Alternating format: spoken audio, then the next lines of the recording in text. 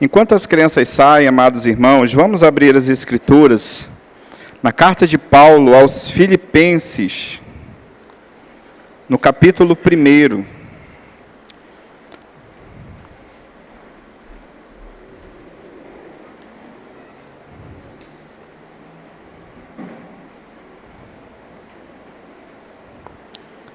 Filipenses, capítulo 1.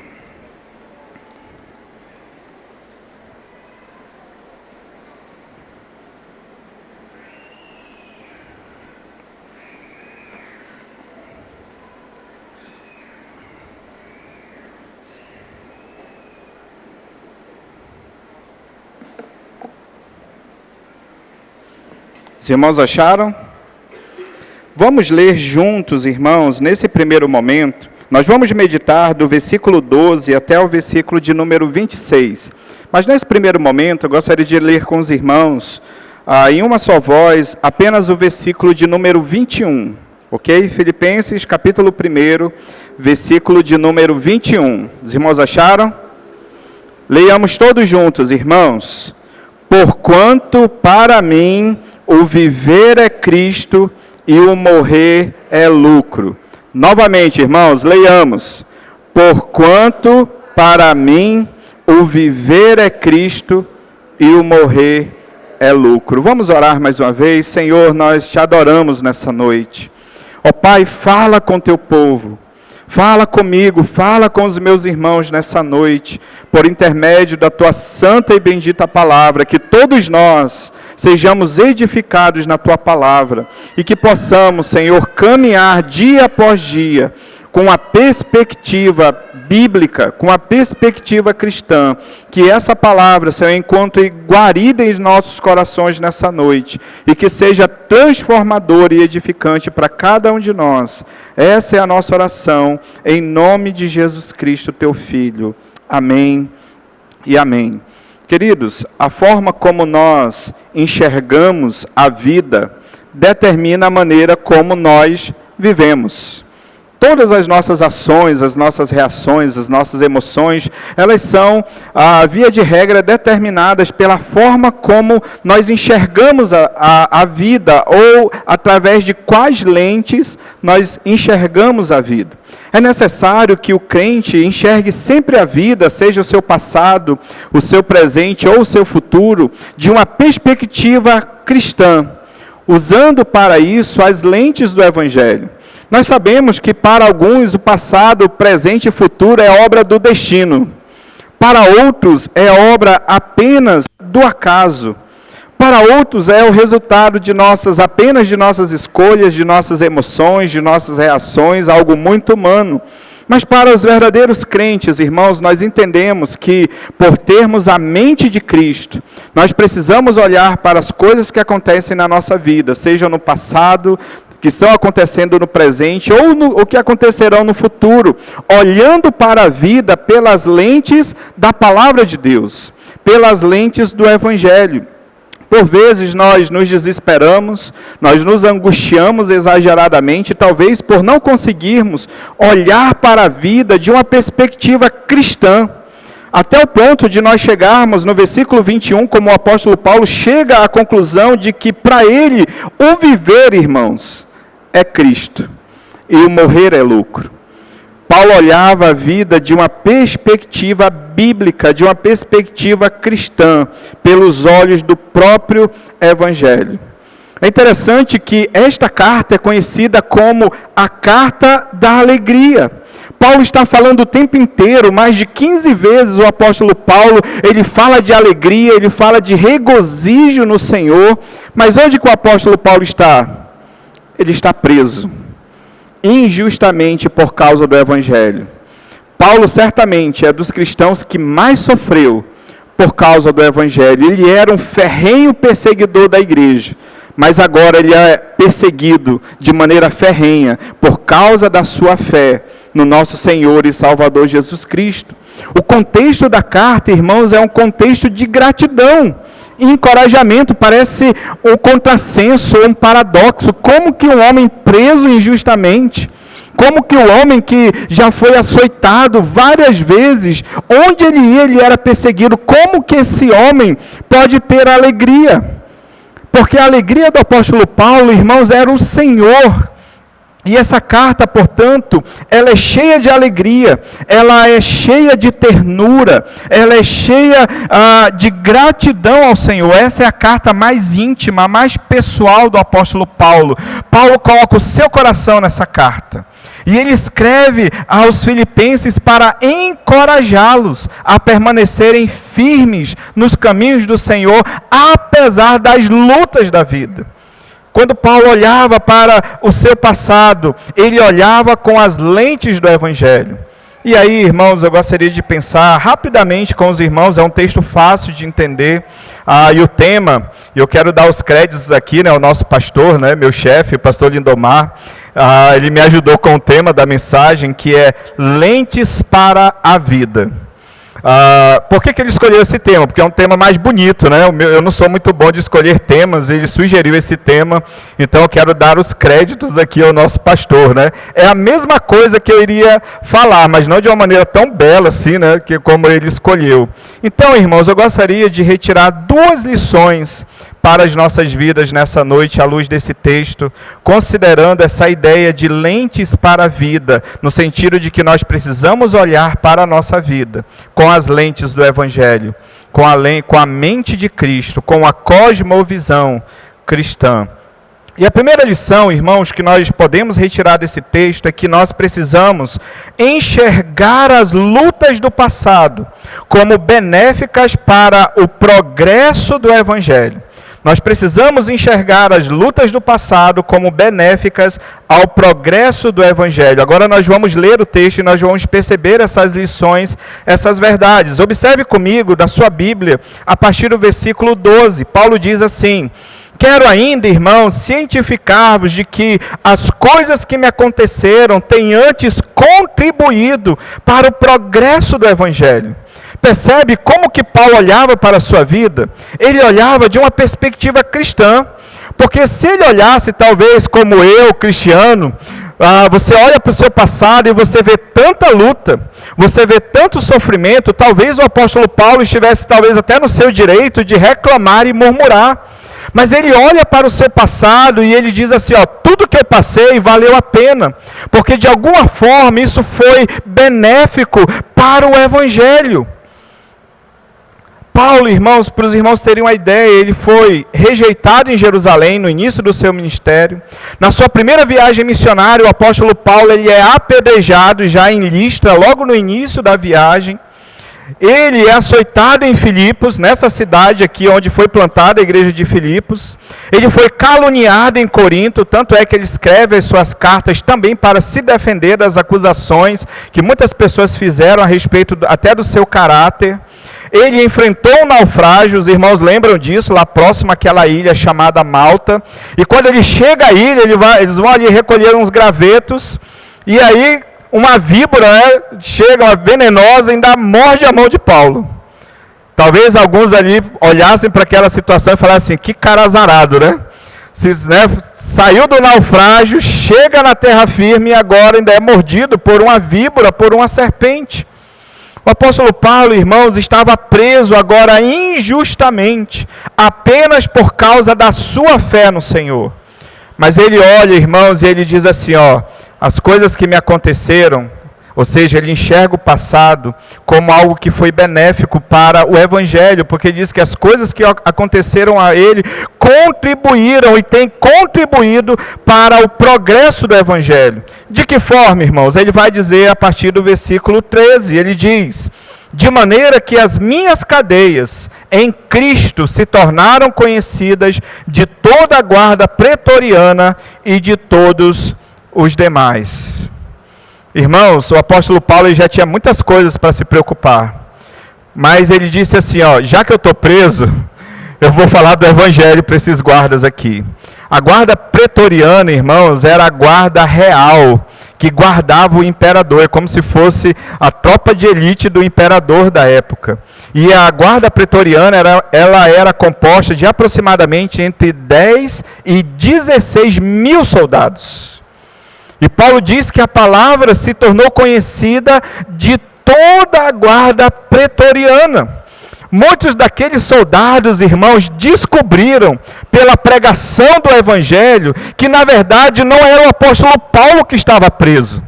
Eram eles que estavam presos e eram escravos do seu próprio pecado, fazendo a vontade do mundo, vivendo para satisfazer os seus próprios desejos e sob a influência de Satanás. E muitos deles, por causa da pregação, eles concluíram: nós é que estamos presos. Irmãos, o apóstolo Paulo, ele podia estar preso fisicamente, mas ele diz várias vezes que a palavra de Deus, ela não está algemada. Então ele aproveitou a sua estadia para falar do amor de Deus, quem sabe, né, das 4 leis espirituais, né? Quem sabe o evangelismo em suas mãos, mas ele torna o evangelho conhecido de toda a guarda pretoriana, das pessoas que trabalhavam ali e daqueles seus cooperadores que iam até a prisão para assisti-lo. Então ele olha, irmãos, e vê a graça de Deus. Ele diz: eu estou aqui, mas eu preciso pregar o evangelho. Aquilo que me aconteceu, a minha prisão, de alguma forma tem redundado na glória de Cristo. O seu testemunho, ele vai além da sua prisão.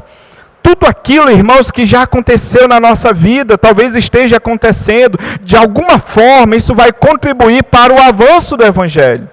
Porque tudo que nós passamos, as lutas que nós já enfrentamos, nos tornou certamente crentes melhores. Nos levaram para a presença de Deus, dobraram os nossos joelhos e hoje, por causa de tudo aquilo que nós já passamos, nós devemos ser crentes mais amadurecidos para poder incentivar os outros, incentivar a nova geração. Pensa na nova geração olhando para nós pais, para os avós, os bisavós, e podendo falar assim: eles passaram por tantas lutas, mas eles estão perseverando em seguir a Cristo. Ou seja, tudo que nós passamos, de certa forma, também contribui para o progresso do evangelho, contribui para o discipulado dessas crianças aqui. Por exemplo, Paulo estava preso, mas o evangelho não. Observe também o versículo 14, quando Paulo diz: e a maioria dos irmãos, estimulados no Senhor por minhas algemas, ousam falar com mais desassombro a palavra de Deus. Percebe que a prisão do apóstolo Paulo incentivava os outros irmãos? Porque eles olhavam para Paulo e falavam assim: esse homem, o tanto que ele tem sofrido, e ele continua perseverando na pregação do evangelho, então eu devo perseverar também. E certamente, irmãos, nós conhecemos pessoas, não conhecemos pessoas que têm enfrentado lutas, os nossos guias do passado que enfrentaram grandes coisas, mas eles perseveraram, apesar das lutas, apesar de todas as tribulações, eles perseveraram, e as algemas de Paulo estimulavam os demais irmãos. Versículo 15 a 18, Paulo vai falar que Cristo estava sendo proclamado. Observe na sua Bíblia. Alguns efetivamente proclamam a Cristo por inveja e porfia. Outros, porém, fazem de boa vontade. Estes por amor, sabendo que eu estou incumbido da defesa do Evangelho. Aqueles, contudo, pregam a Cristo por discórdia, insinceramente, julgando suscitar tribulação às minhas cadeias. Todavia, que importa? Uma vez que Cristo, de qualquer modo, está sendo pregado, quer por pretexto, quer por verdade, também com isso me regozijo. Olha a alegria presente, né? Sim, sempre me regozijarei. Irmãos, o ministério de Paulo, Deus estava abençoando tanto o ministério daquele homem, que de uma forma até bizarra, Cristo estava sendo pregado por várias pessoas com a motivação errada, mas o conteúdo era o correto, porque Paulo diz que eles estavam pregando a Cristo, uns por pretexto, outros por injúria, um dessa forma, outro daquela forma, mas Paulo diz: olha, o importante é que o verdadeiro evangelho está sendo pregado. Por que Filipenses, irmãos, é a carta da alegria? Porque o apóstolo Paulo estava preso injustamente, mas ele fala o tempo todo de alegria. Ele fala o tempo todo de regozijo. É claro, irmãos, que a nossa vida ela é marcada por muitas lutas. Quantos de nós já não pensou em desistir, em largar tudo, né? Tirar a mão do arado, né? E olhar para trás e largar tudo. As lutas, irmãos, os sofrimentos, eles fazem parte da nossa caminhada cristã. Mas o Senhor nos trouxe aqui para nos dizer que, de alguma forma, tudo aquilo que nós já vivemos vai cooperar e coopera para o bem daqueles que amam a Deus. E de uma forma ou de outra, nós iremos cooperar com o avanço do Evangelho. Nós não podemos parar, irmãos. Nós precisamos continuar firmes com Cristo. Apesar das lutas, Paulo não parou, apesar da prisão. E foi assim até o final da sua vida. O segundo ensinamento, irmãos, nós precisamos enxergar o presente com boas perspectivas para o futuro. Enxergar o presente com boas perspectivas para o futuro. Olha o que Paulo diz no versículo 19. Porque eu estou certo de que isto mesmo, pela vossa súplica e pela provisão do Espírito de Jesus Cristo, me redundará em libertação. Paulo estava confiante de que a oração da igreja iria libertá-lo. Interessante isso. Ele estava preso.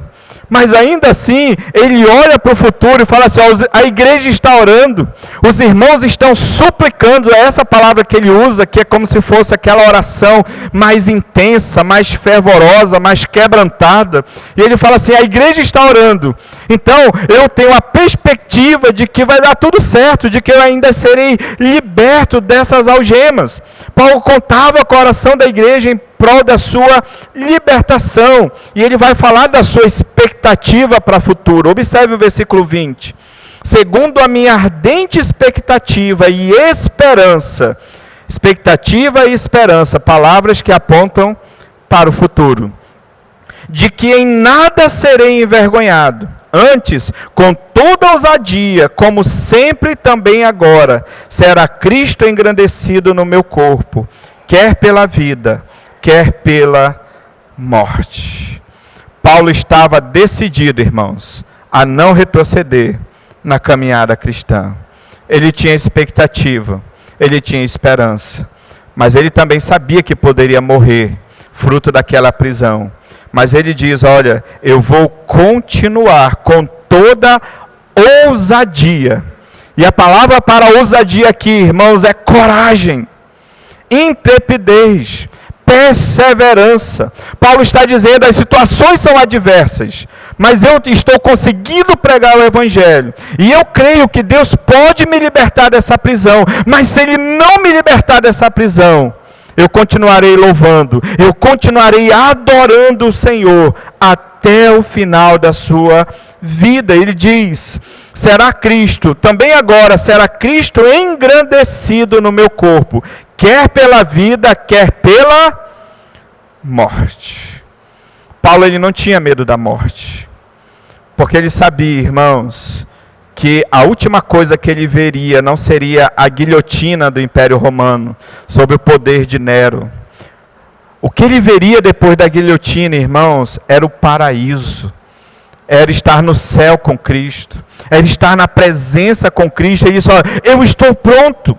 Ele sabia que a última coisa que ele ia ver seria a face de Cristo.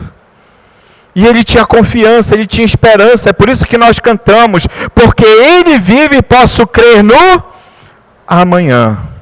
Crendo, irmãos, que o Senhor tem coisas maravilhosas preparadas para o nosso futuro, quer nesta vida, quer quando Ele nos levar dela. E nós precisamos continuar, irmãos, com ousadia, com coragem, apesar de todas as agruras dessa vida. Sabemos que, por vezes, parece que a cruz está pesada demais. Tem dias que a gente perde o rumo, que a gente perde o chão, que parece que o mundo desaba na nossa cabeça. Mas nós precisamos continuar, irmãos, até o final com Cristo. Amém, queridos?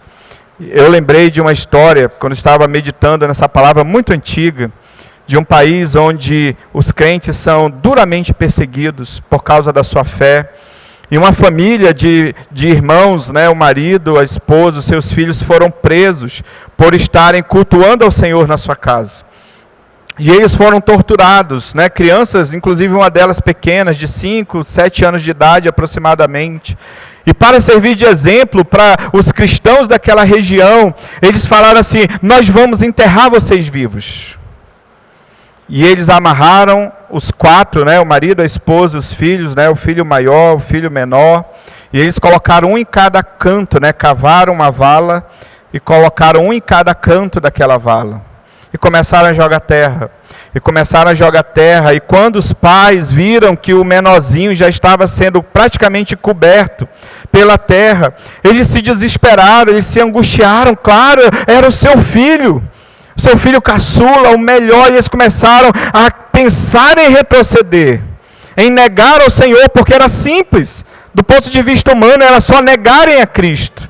E eles começaram a cogitar isso na sua vida, no seu coração, quando essa criança, irmãos, gritou lá dentro, dizendo: papai e mamãe, não tenham medo, não se desesperem, vocês não sabem, nós conversamos mais cedo, hoje à noite, nós vamos jantar com o papai do céu, e tudo vai dar certo, tudo estará bem.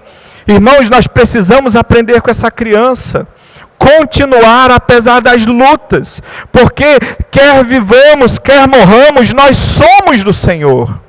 Que o Senhor nos dê coragem, irmãos, que o Senhor nos dê intrepidez para, ainda que não enxerguemos o futuro, ainda que humanamente seja difícil vislumbrar um futuro bom, nós sabemos que tudo vai terminar bem, porque nós temos Deus na nossa vida, porque nós temos Cristo na nossa vida, irmãos, e isso nos basta. Precisa nos bastar.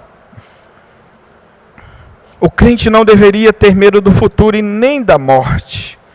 Muitas pessoas falam assim: será que eu vou conseguir me realizar profissionalmente? Será que eu vou ter minha casa própria? Será que eu vou conseguir aquele carro que eu tanto quero? Outros dizem: eu não quero ter filhos, porque o mundo está tão ruim, está tão maldoso, eu não quero ter filhos. Muitas pessoas têm medo do futuro. Mas, irmãos, nós precisamos descansar naquele que governa soberanamente sobre todas as coisas, inclusive sobre as nossas próprias vidas. Paulo olha para o futuro e sabe que, independente do que acontecer, sejam coisas boas ou ruins, ele está feliz, irmãos.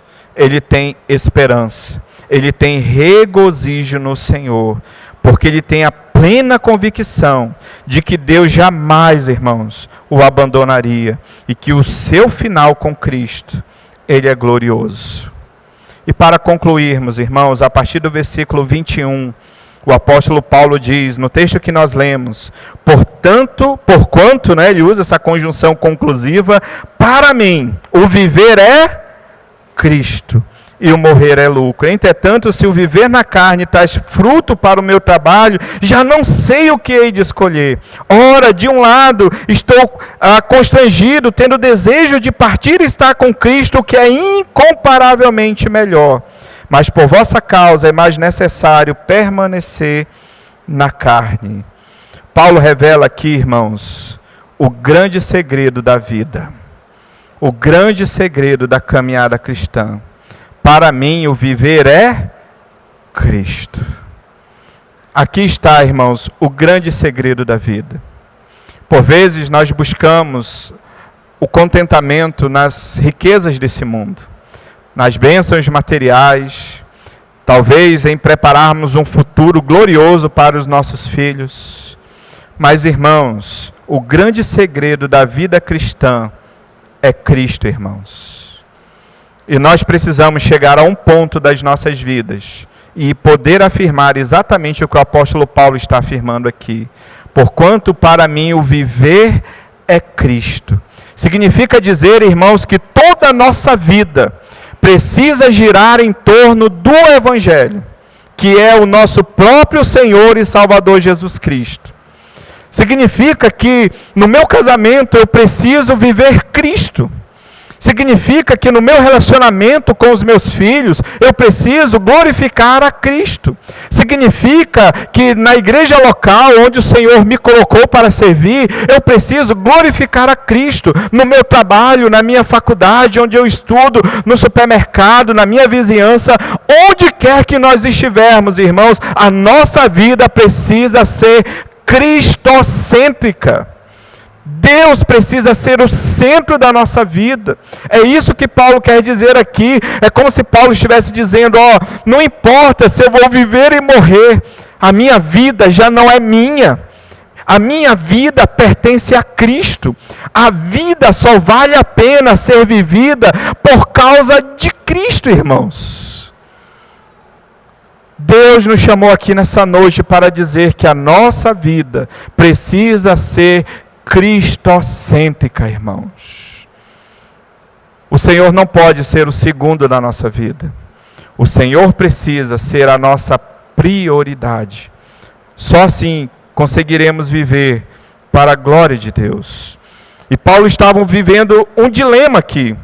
Ele diz que ele queria partir e estar com Cristo, não é isso que ele diz? E ainda fala que é incomparavelmente melhor. Mas ele fala, mas eu também tenho uma missão aqui. Então, por causa da missão, por causa da igreja, por causa do evangelho, eu prefiro ficar aqui para cumprir, para completar a minha missão. A ideia de Paulo aqui é falar assim, eu queria ir para a glória. Eu queria partir. Eu queria já me libertar, até porque ele estava apanhando demais. Estava sofrendo demais. E ele fala assim, é incomparavelmente melhor estar com Cristo. Mas ele diz, por causa da obra de Deus, eu prefiro permanecer entre vocês para pregar o evangelho. Ele entendeu, irmãos, que a sua missão ainda não tinha terminado.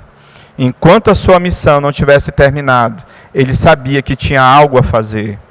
Todos nós que aqui estamos, recebemos uma missão de vivermos para a glória de Deus nesse mundo. Esse é o fim principal do homem, glorificar a Deus e ter prazer nele para todo sempre. E aí surge uma pergunta para nós nessa noite. O que temos feito da nossa vida? Será que Cristo está no centro? Será que a forma como nós vivemos tem glorificado ao Senhor? Irmãos, eu gostaria de partir para a aplicação do texto, que o apóstolo Paulo nos fala do versículo 24 ao versículo 26, quando ele diz assim: mas por vossa causa é mais necessário permanecer na carne. E convencido disso, estou certo de que ficarei e permanecerei com todos vós para o vosso progresso e gozo na fé, a fim de que aumente quanto a mim o motivo de vos gloriardes em Cristo Jesus pela minha presença de novo convosco. Paulo tinha essa expectativa de ficar, de lutar pelo progresso do evangelho, de abençoar a igreja. Então, irmãos, diante dessa passagem tão simples, o que o Senhor espera de nós? Como aplicação, em primeiro lugar, olhe para a sua história com Cristo e perceba o quanto foi positivo você ter contribuído e cooperado com a obra de Deus de alguma forma. Tudo que o Senhor já nos deu o privilégio de fazer em sua obra, irmãos, é importante. Foi importante quantas lutas nós enfrentamos, quantas barreiras, quantas dificuldades, quantas vezes o próprio Satanás, se levantou para tentar atrapalhar a sua obra, atrapalhar a sua vida espiritual, a sua vida cristã. Mas você está aqui nessa noite. Então, de alguma forma, tudo aquilo contribuiu para o evangelho. Segunda aplicação, não tenha medo do futuro, nem da morte. Deus estará com você sempre e te garante um futuro glorioso na sua presença. Irmãos, nós viveremos eternamente com Cristo, no novo céu e na nova terra. Nós estaremos para sempre com o Senhor. O cemitério não é a última coisa, não é o último lugar onde nós estaremos. Porque quando Cristo vier, todos os mortos em Cristo, eles ressuscitarão. Nós seremos glorificados. Teremos um corpo semelhante ao corpo da sua glória. E nós viveremos para sempre com Cristo, irmãos. A morte já não existirá. A dor já não existirá. Não haverá nem conta de energia elétrica para pagar. Ó, que bênção, né? Não vai ser necessário, irmãos, porque a glória de Deus é quem vai iluminar o novo céu e a nova terra. E nós estaremos todos juntos, como uma grande família, no novo céu, e na nova terra. Logo, não há o que temer. Terceiro lugar, deseje estar com Cristo no céu. Esteja sempre na expectativa da segunda vinda dele. Quando nós participamos da mesa do Senhor, nós anunciamos a sua morte, até que ele venha. Não beberei deste fruto da videira até aquele dia em que hei de beber novo convosco no reino de meu Pai. Que reino é este, irmãos? O novo céu e a nova terra. Enquanto Jesus não te chamar para o céu e nem voltar, viva para Cristo da forma mais intensa que você puder. Não percamos tempos, irmãos, com as coisas banais desse mundo. Não acumuleis para vós outros tesouros na terra, onde a ferrugem, a traça corroem, Jesus diz. Mas ajuntai tesouros no céu. Não pensem nas coisas aqui de baixo, pensem nas coisas lá do alto. Irmãos, mas enquanto o Senhor não nos chamar, vivamos intensamente para Cristo, irmãos. Vivamos em todos os lugares, em todos os momentos, para o seu inteiro agrado. Seja uma bênção na igreja, onde o Senhor te colocou. Não precisa ter dom de revelação para saber que tem muita coisa para fazer nessa igreja. Não tem? Tem, irmão Helder? Tem, Paulo? Tem muita coisa para fazer nessa igreja. Seja uma bênção de Deus nessa igreja, onde o Senhor te colocou. Seja uma bênção fora da igreja, onde quer que você esteja. Seja uma bênção. Não foi isso que Deus diz a Abraão? Se tu uma bênção. Terceiro, fale do Evangelho quando você tiver oportunidade. Paulo estava preso e quantas pessoas ouviram do Evangelho? Seja um missionário nas mãos de Deus. Não se envergonhe do Evangelho. Como Paulo diz, eu não me envergonho do Evangelho. Seja um missionário nas mãos de Deus. Convide pessoas para ouvir a igreja. Mande mensagens para as pessoas, para que elas ouçam a voz de Deus. Saia daqui nessa noite, afirmando como o apóstolo Paulo afirmou: para mim o viver é Cristo e o morrer é lucro. Irmãos, que essa frase seja uma verdade nas nossas vidas, amém?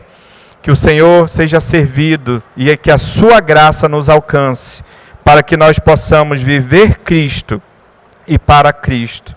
E eu tenho certeza, irmãos, que o Senhor nos dará a força, o encorajamento necessário para nós caminharmos e perseverarmos nos seus caminhos. Amém, queridos? Vamos orar mais uma vez, vamos louvar o Senhor ainda nessa noite. Temos um cântico? Vamos louvar ao Senhor enquanto os irmãos chegam. Vamos fazer uma oração, pedir ao Senhor que aplique essa palavra aos nossos corações. Vamos colocar de pé. Vamos orar ao Senhor e depois iremos louvar ao Senhor. Em seguida estarei impetrando a bênção apostólica. Pense nessa palavra. Para mim, o viver é Cristo e o morrer é lucro.